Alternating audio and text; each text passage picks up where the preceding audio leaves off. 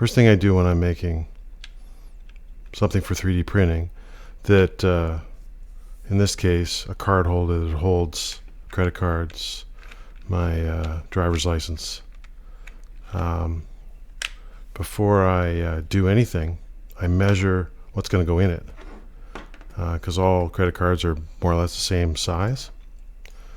So I'll just make measurements for that object with a digital caliper set to metric, and I usually round up to the nearest whole number,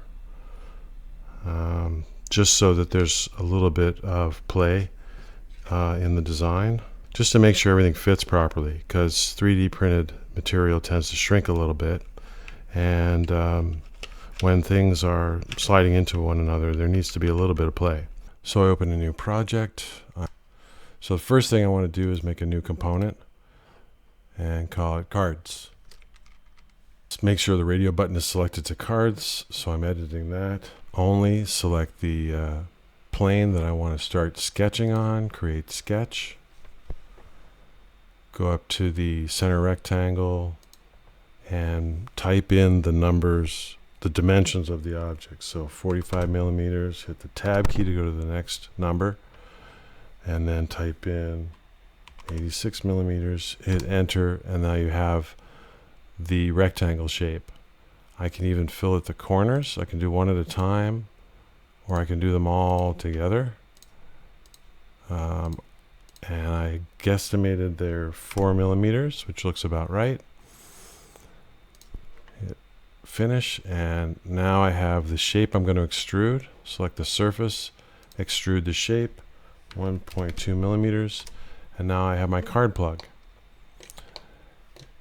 And I'll show you one more neat trick. If I want to put in 5 cards in the deck, I can select the body, which I might even also name card,